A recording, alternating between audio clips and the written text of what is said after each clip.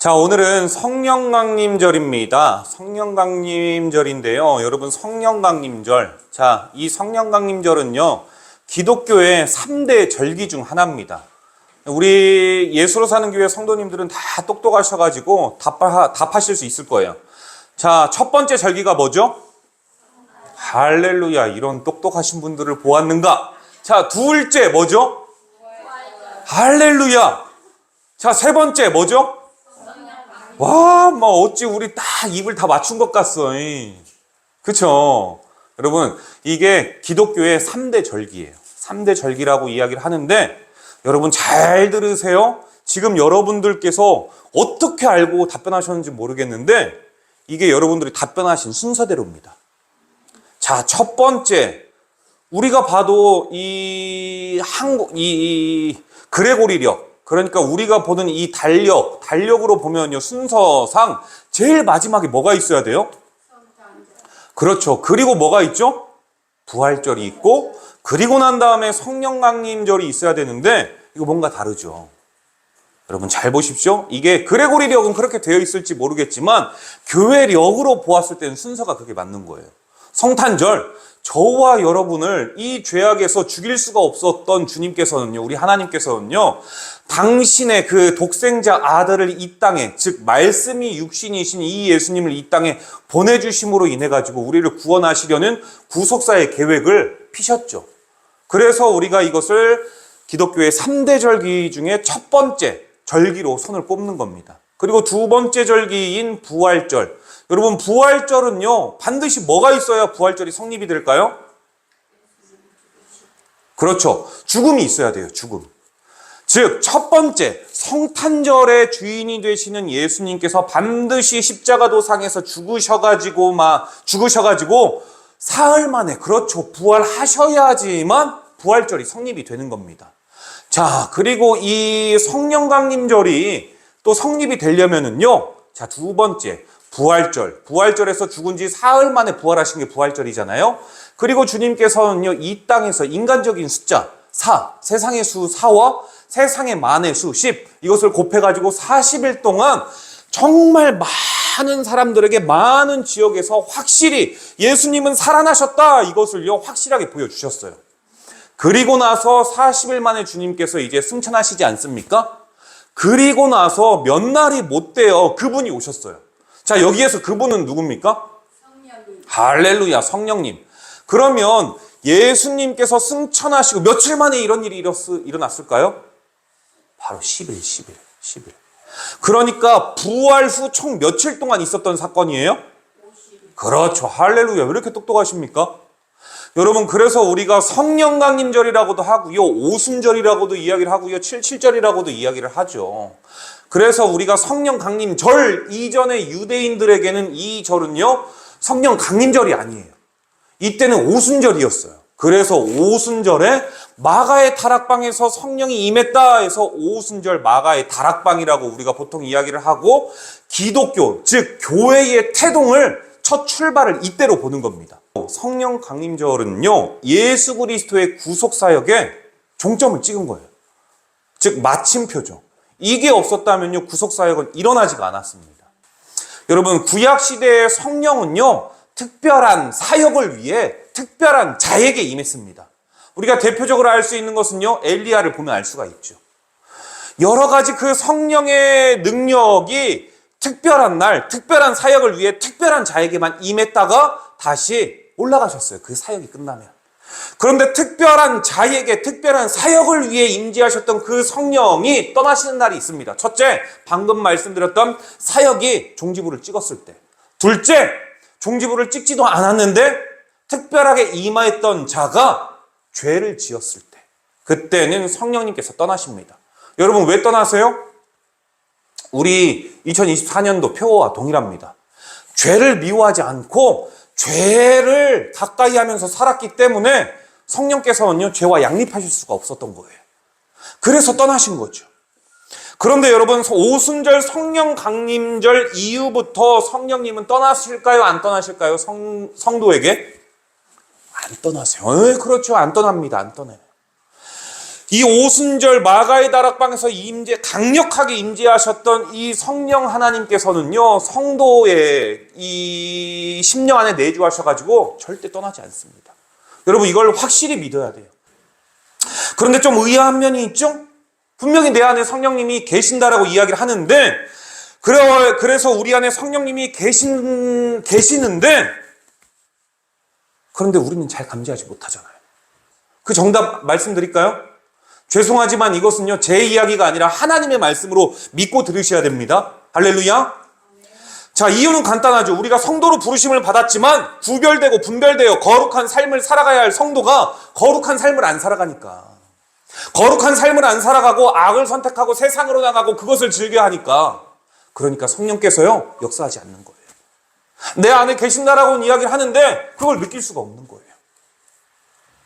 우리의 성령님은 내 안에 내주하고 계시지만 성도가 죄를 짓거나 악의 길로 가면은 성령님께서 계시지 않는 것 같은 느낌을 받죠. 중요한 것은 여러분, 성령님이 한번 우리에게 임재하시면 떠나시지 않는다는 사실을 오늘 이후로, 원래도 믿고 있었지만 오늘 이후로 확실히 믿으시길 바랍니다. 아멘. 확실히 믿으셔야 돼요. 계속 우리 안에 내주하고 계세요. 이게 여러분 은혜고요. 이게 감사할 일이에요. 여러분이 여러분 자신을 보세요. 은혜 받을 만한 인물인지. 제가 볼 때는 은혜 받기에 부족함이 없으신 여러분이기는 한데, 여러분이 여러분 자신을 봤을 때 그렇지 않습니까? 이게 감사할 일이지요. 그러나 우리 가운데 내주하고 계신 성령님은 떠나지 않지만 우리가 무엇을 선택하느냐에 따라, 어떤 양상의 길로 나아가느냐에 따라 성령님이 계시는 것 같기도 하고 계시지 않는 것 같기도 하죠. 결과는 우리에게 달려있다는 겁니다. 우리 가운데 내주하시는 성령님은 우리가 하나님께서 기뻐하시는 선을 선택할 때, 그리고 악을 선택할 때 두 가지 반응이 일어나요. 첫 번째는 뭐냐면요, 하나님이 싫어하시는 그 악을 선택한 성도는요, 성령님께서 방금 이야기했던 대로 역사하지 않습니다. 조금 전에 말씀드렸던 것처럼 한번 임재하신 성령님은 우리 곁을 절대 떠나지는 아니하시지만, 악을 선택한 성도 안에 내주하고 계시는 성령님은요, 근심하고 계세요. 탄식하고 계시죠. 얼마나 힘드시겠어요. 이때 이러한 성령님께서 근심하시고 탄식하시는 성도에게는요, 하나님께서 역사하시질 않습니다. 하나님께서 역사하시지 않는다라는 것, 성령님께서 역사하지 않는다라는 건요, 여러분 이게요, 그냥 보낼 문제가 아니에요. 굉장히 심각한 문제입니다. 왜요? 잘 들어보세요. 성령님께서 계시지만 역사하지 않는 성도의 심령에는요, 뭐가 싹트게 되느냐? 샬롬이 없어요. 정말 중요한 것은 성령님께서 우리를 떠나지 아니하시지만, 여러분 이렇게 평안히 샬롬이 없으면요, 떠난 것 같은 느낌을 받아요. 이때 우리 안에 어떤 일이 일어나느냐? 괴로움 느끼죠. 방금 이야기했던 것처럼. 나는 왜 이럴까? 나는 왜 이럴까? 마귀의 속삭임과 그 음성에 더 귀를 기울이게 돼요. 이렇게 살아서 뭐 하냐? 이렇게 살아서 뭐 하냐? 이렇게 느끼는 거죠. 여러분, 이 육신은 죽지만 영은 죽지 않습니다. 영원히 산다라고 말씀드렸죠? 천국에서 영원히 살아가느냐, 주님 품에서. 아니면 여러분, 이 지옥 불못에서 영원히 살아가느냐. 그런데 성경은 지옥에서 살아가는 걸 살았다라고 이야기를 하지 않죠. 영원한 죽음이라고 이야기를 합니다. 고통이기 때문에 그렇지요. 여러분, 사랑하는 예수로 사는 교회의 성도 여러분, 그러므로 성도가 삶의 괴로움을 느낀다. 그때 가장 먼저 해야 될 게 있어요. 성령님께서 탄식하시는구나. 이걸 빨리 캐치해야 돼요. 내가 괴로움을 느낀다면 성령님께서 탄식하고 있는 거구나. 그렇다면 지금 내 삶에 무엇인가 잘못돼 가고 있는 건데, 확신하셔가지고 통회하는 자복을 해야 됩니다. 무슨 말입니까? 회개해야 된다는 거죠. 여러분, 지금 여러분의 삶에서 환경과 조건에 상관없이 괴롭다고 느끼신다면요, 그것은 저와 여러분 안에 내주하고 계시는 성령님께서 근심하고 계신다라는 반증이고 증거예요. 그래서 삶에 평안이 없죠. 반면에 하나님께서 원하시는 삶, 하나님께서 기뻐하시는 것을 선택하는 성도의 삶을 살아갈 땐 성령님께서요, 긍정적으로 강하게 역사하세요. 그때야 비로소 우리 안에는 참 기쁨, 참 평안, 이 샬롬을 누릴 수가 있다는 사실을 믿으시길 바랍니다. 할렐루야. 입술엔 찬송이 나오고요. 여호와의 성호를 찬양하고요. 매 순간 삶에서 감사의 고백이 나옵니다. 감사의 고백이 나와요. 에베소서 5장 19절에서 21절 말씀인데요. 들어보십시오. 시와 찬송과 신령한 노래들로 서로 화답하며 너희의 마음으로 주께 노래하며 찬송하며 범사의 우리 주 예수 그리스도의 이름으로 항상 아버지 하나님께 감사하며 그리스도를 경외함으로 피차 복종하라. 여러분 그러지 않아요? 찬송이 나오고요. 감사가 나오는 거예요. 그런데 지금 저와 여러분의 삶에서 어떠한 조건 없이 샬롬을 누리십니까? 평안하세요? 그렇다면 여러분들은 성령님께서 기뻐하시는 삶을 살아가고 계신다라는 믿음으로 살아가셔야 돼요. 자, 성령님께서 역사하시는 이유는요, 하나님께서 기뻐하시는 삶을 살아가고 있는 성도들 때문에 역사하시는 겁니다. 성도의 평안의 조건은요, 그렇기 때문에 세상의 조건에 좌우되지 않고요, 또 환경에 좌지우지 되지도 않습니다. 삶이 궁궐이든 아니면 초막이건 말씀의 인도함을 받았기 때문에 환경과 조건에 상관없이 샬롬을 누릴 수 있음을 또한 믿으시길 바랍니다. 아멘. 그래서 성도 안에 성령님께서 내주하시면요, 강하게 역사하실 때 말씀이 깨달아지는 은혜를 주세요. 말씀. 주님을 의지하게도 하시기도 하고요, 필요한 것을 간구하게도 하십니다. 제가 여기에서 보고 있으면 여러분들의 얼굴은 어쩜 그렇게 이렇게 평안하세요? 얼굴에 막 평안이 막 덕지덕지 붙어있다. 할렐루야. 어쩜 그렇게 얼굴에 덕지덕지 이 평안을 붙이고 사십니까? 여러분, 꼭 샬롬을 누리고 살아가는 여러분이라는 걸 믿으세요. 근데 여러분, 가장 중요한 거는요, 성령님이 아무리 내주하고 계셔도 내 안에 나를 사랑할 수 없는 이 패배주의의 성품을 가지고 있으면 나 자신이 특별하다라고 느끼지 못합니다. 저는 진짜 특별해요. 예전에도 한번 말씀드렸을지 모르겠지만 새벽에요, 저는 자고 일어나면 가장 먼저 하는 거 있다라고 했죠. 오늘도 주님께서 날 깨워주셨다. 난 잘 될 수밖에 없다. 난 진짜 지금 복을 누리면서 살아간다. 이렇게 자기 암시를 거는 게 아닙니다. 진짜로 저는 그렇게 느끼고 있기 때문이죠. 살면서 좌절하지 않을 수 있을까요? 해요. 똑같이. 환경과 상황에 따라서. 저도 환경과 상황에 지배되는 육신의 인두꺼비를 쓰고 있는 한낱 인간에 불과합니다. 그런데요, 다른 점이 있어요. 회복이 빨리 돼요. 분명한 것은 그 안에 매몰되지 않습니다. 좌절하고 탄식하고 힘들어하지만 그것이 성령님께서 근심하신다라는 사인으로 확실히 믿고, 그래, 고진감래, 인생사 세용지마, 이거 분명히 하나님께서 이제는 역전시키리라, 이거 믿으면서 나아갑니다. 여러분, 우리가 이거를 믿지 않는데 성령님께서 어떻게 역사하시겠습니까? 역사하신다고 해도 그것이 역전시키는 상황인지 우리가 어떻게 알겠어요? 그렇지 않겠습니까? 그래서요, 여러분 안에 이 저주받은 입술과 생각의 마인드를 다 버리실 수 있기를 주님의 이름으로 축복합니다. 성령은요, 긍정의 영입니다. 기쁨의 영이고요, 평안과 소망의 영이에요. 내 안에 이런 것들이 없다. 그러면은요, 지금 내가 성도이기는 하지만 성령에 이끌려서 살아가는 존재가 아니에요. 늘 삶에서 부정의 언어가 나온다.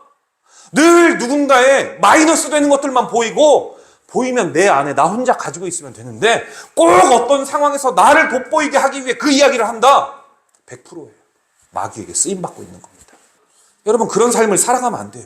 성도는 세상과는 구별돼야 됩니다. 세상 사람들도 그렇게 살아가는데 우리가 그렇게 살아간다면, 여러분, 세상 사람들이 볼 때는요, 교회 다니는 사람 별거 없네. 저 사람이 장로야? 저 사람이 성도야? 나랑 똑같이 술 먹고 저렇게 노는데 뭐가 달라? 한 번은 여러분 이런 적이 있었대요. 한 회사에서 회식을 하는데, 아니, 안수 집사님이 한 나이 지긋하신 분에게 딱 와가지고 이러더랍니다.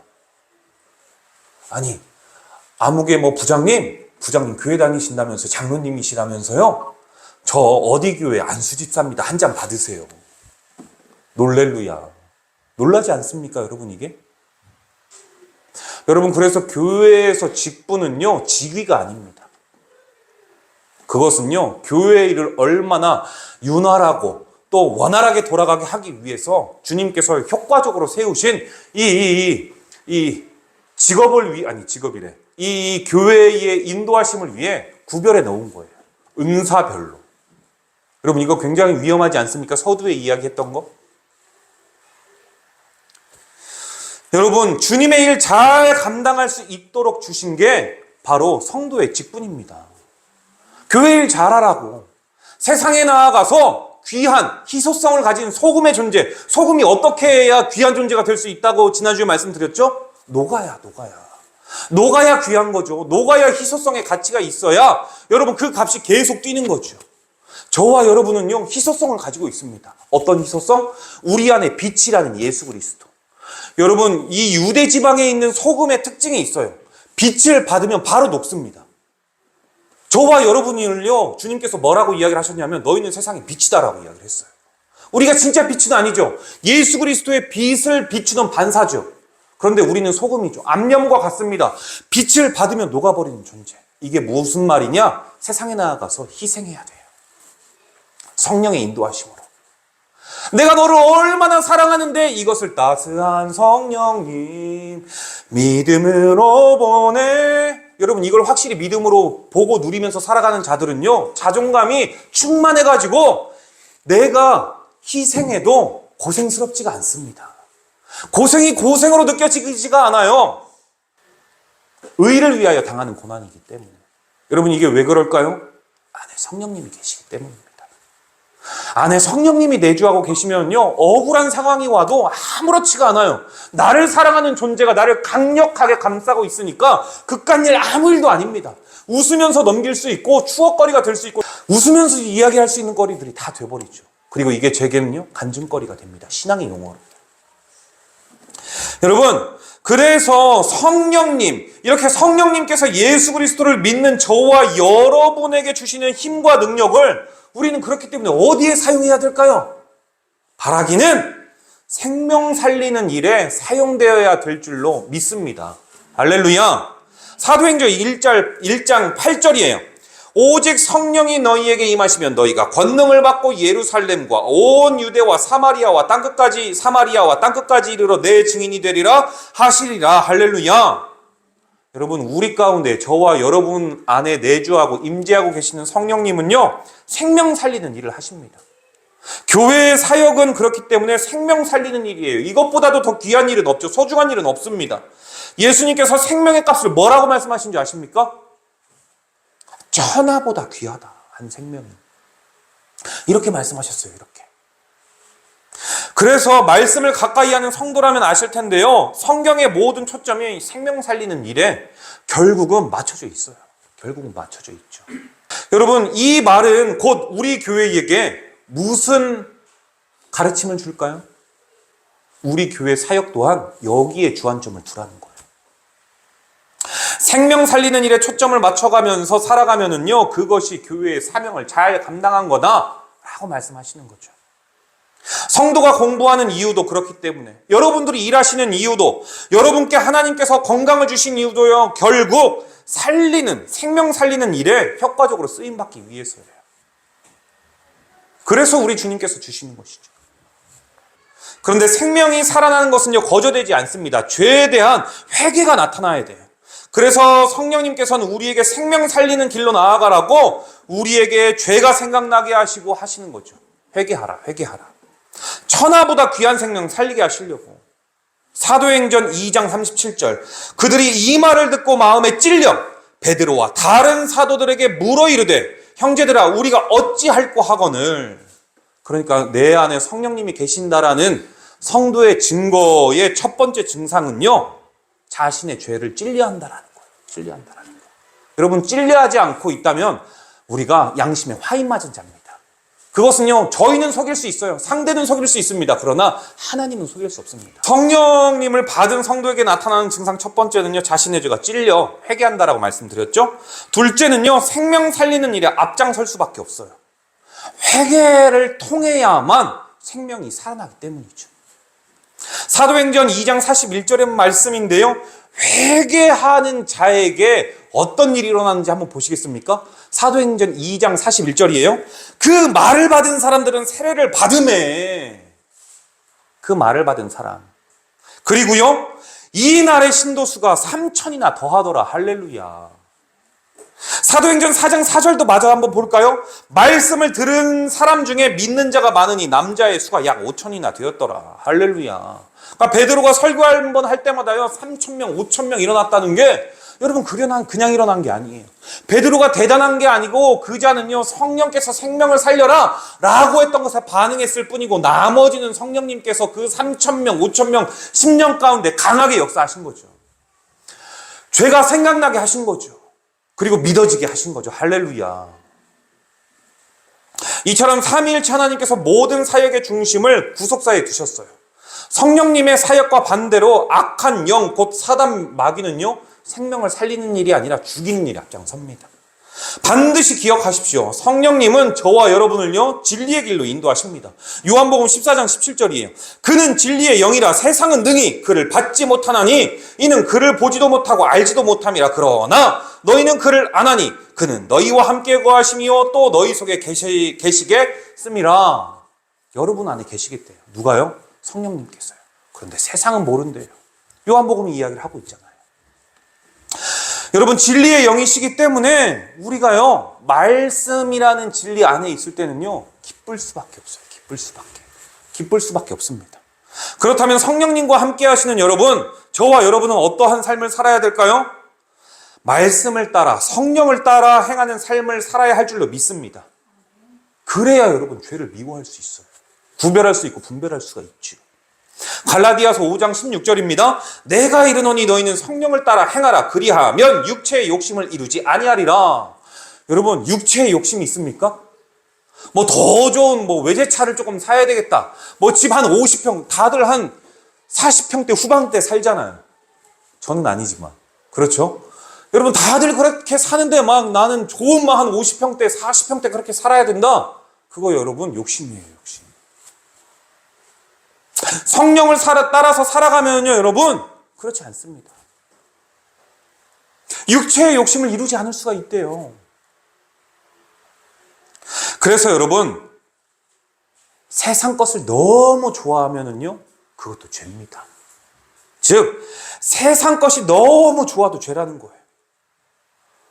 무엇인가 물건을 계속 사는 거 그거 마귀에게 쓰임받는 거고요. 잘 분별해 보세요. 여러분은 아닐 거예요. 여러분 무엇인가 세상에서 노는 게 즐겁잖아요. 너무 즐겁잖아요. 그것도 죄입니다. 여러분 이유는요 성령을 따라서 행하는 삶이 아니기 때문이죠. 육신의 소욕을 따르는 삶입니다. 그것은요. 그래서 잠깐은 그거 행복이라고 느낄 수 있지만 그것은요 죄악의 길이고 죽음의 길이며 결코 죄를 미워할 수 없는 삶입니다. 그것은요. 진짜 리얼 크리스찬은요 예수로 인해서 죄로부터 자유로워진 자 아니겠습니까? 예수 믿는다고 죄 안 짓는 것이 아니라 죄와 관련된 지옥과는 관련이 없는 자가 되는 것이죠. 성령의 인도하심을 받기 때문에. 자유로워진 자라는 것은요 이 땅에서 예수 못 믿는 사람들과 똑같이 죄를 짓지만 그러나 성도는 회개를 통해 순간순간 너 죄 없구나, 너 죄 없어, 너 죄 없어, 이거를 여러분 죄사함 받는 자들인데 이러니 어떻게 죄와 관련이 이 지옥과 관련이 있겠습니까? 그래서 예수 믿는다는 것은요 성도의 특권이에요. 그리고 은혜죠.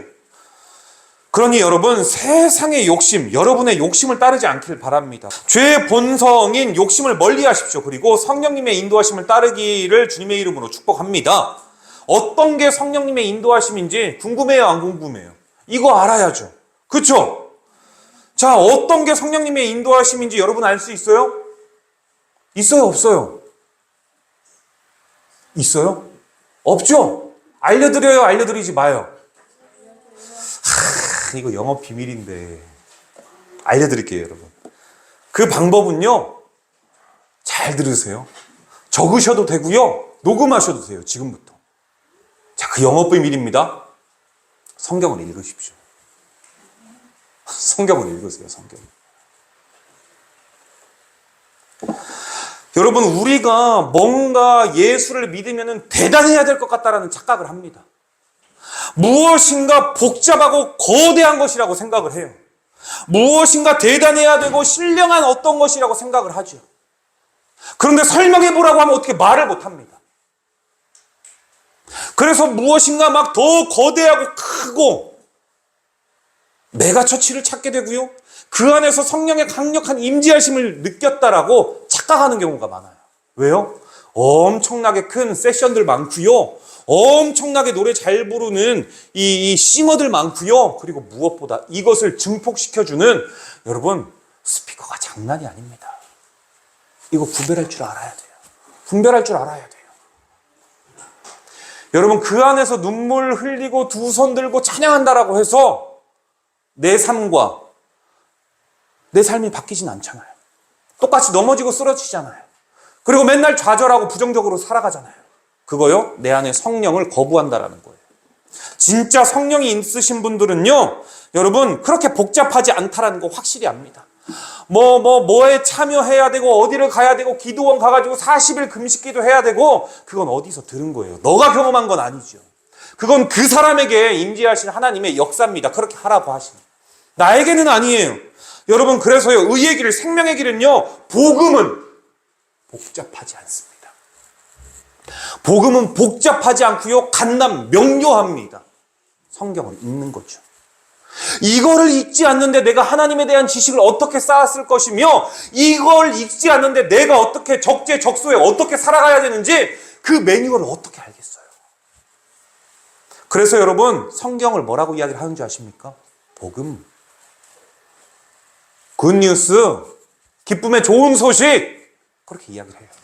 기쁨의 좋은 소식인데 우리가 읽지 않는 거죠. 여러분, 성령님의 인도하심은 결국 예수님께로 인도하시는 일을 하는 거예요. 그렇지 않습니까? 성령님이 하시는 일은 예수님이 너희의 구원자이시다, 너희를 죄에서 구원하셨다, 그분을 믿으면 그 예수 그리스도의 보혈로 말미암아 너희가 죄사함을 받고 생명의 길, 영생의 길, 천국으로 간다. 이거를 누가 역사하세요? 성경책 보면 나타나나요? 읽는 자에게 성령님께서 강력하게 임재하셔가지고 그렇게 역사하는 거죠. 여러분, 실례로 제가 여러분들도 성령님의 인도하심을 몰라서 그렇지 모두 경험하셨어요. 여러분, 제가 실례로 가르쳐 드릴까요? 우리 교회는 보편적으로 예배 전에 10시 45분에 찬양으로 먼저 하나님께 영광 올려드립니다. 이때 제가 찬양 인도할 때요, 저도 굉장히 힘이 듭니다. 힘이 들어요. 혼자 찬양하고 있기 때문이죠. 그런데요, 그때 제가 하는 방법이 있습니다. 그러니까 저만이 하는 방법이에요. 더 일부러 크게 불러요. 더 미친 듯이 크게 부릅니다. 그러면 어떻게 되는지 아십니까? 너무 힘든데 시간이 지나면 지날수록 하나님께서 함께 하실 것을 믿고 크게 부르다 보니까 그때 성령님이 강하게 임재하시는 것을 저는 느껴요. 정말 느낍니다. 여러분들은 차이점을 모를 수 있겠지만 여기에서 저는 모니터가 없어서 안 들리는데도 순간 도취되다 보면은요, 그때 마이크를 뚫고 나오는 무엇인가 이 강력한 임재함을 저는 느낄 수가 있어요. 정말 그렇습니다. 그리고요, 여러분, 몸이 뜨거워지고요, 갑자기 마음에 기쁨이 있습니다. 가사를 읊조리며 부르고 있지만 확신이 생겨요. 아, 이곳에 성령님께서 구름같이 함께 가득하게 하고 계시는구나. 그런데 여러분 또한 성령 충만함을 받았다는 증거요, 저는 이 앞에서 볼 수가 있어요. 이때 찬양 부르시는 여러분들, 예배 전에 하나님 말씀 받고 나서 부르는 찬양과 여러분 대조가 되는 거 아십니까? 와가지고요, 여러분들 찬양 부르면 입술만 뻐끔뻐끔 합니다. 진짜로. 제가 이때 이제 목에 이 끈적한 침이 있어가지고 물을 마시거나 이렇게 할 때 보면 아무도 이게 찬양을 안 하시고 깜짝 놀라가지고 그때 갑자기 하실 때가 있어요. 이때는요, 참 그렇습니다. 성령께서 역사하지 않는다라는 거. 그런데 여러분들이 은혜 받고 난 후에 여러분들이 찬양할 때는요, 다르더라고요. 파송 찬양할 때 확실히 다릅니다. 달라요. 제가 볼 땐 다릅니다. 그러니까 예배 시에 부르는 찬송과 말씀 뒤에 부르는 찬송, 말씀 전에 부르는 찬송은요, 제가 볼 땐 달라요. 특별히 말씀을 아멘으로 확실히 받은 성도님들은요, 성도 안에 내주하고 계시는 성령님의 말씀으로 인도하셨기 때문에 소리가 다르고요, 찬송이 다릅니다. 그리고 얼굴에 기쁨이 있죠. 그러니 이러한 여러분의 가정에는요, 기쁨이 있을 수밖에 없어요.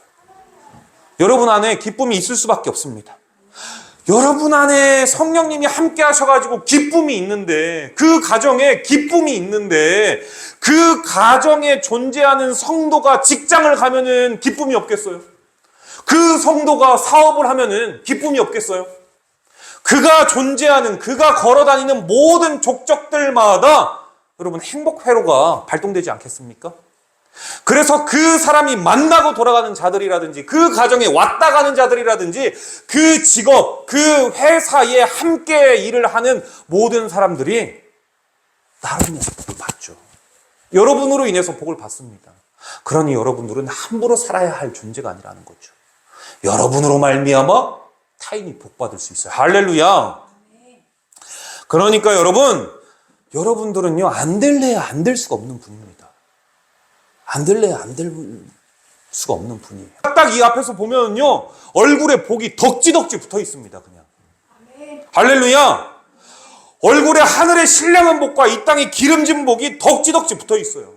그러니 여러분, 복이 붙어 있고 복이 넘치는데 이제 이 복 여러분 것 되어야 되지 않겠습니까? 그렇죠? 그렇다면요, 마지막 성도, 성령 받은 성도가 해야 될 것, 구하십시오. 구해요. 여러분, 성도가 구하면은 우리 주님께서 주실 줄로 믿습니다. 그런데 여러분, 안 구할 때도 있지 않습니까? 솔직히 안 구했는데도 주어질 때가 있지 않습니까? 그리고 구하는데도 불구하고 안 주지 않을 때도 있지 않습니까?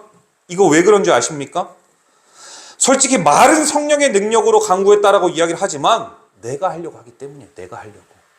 저는 그래서 어떤 정말 심각한 상황이 있을 때는 딱 분별할 줄 압니다.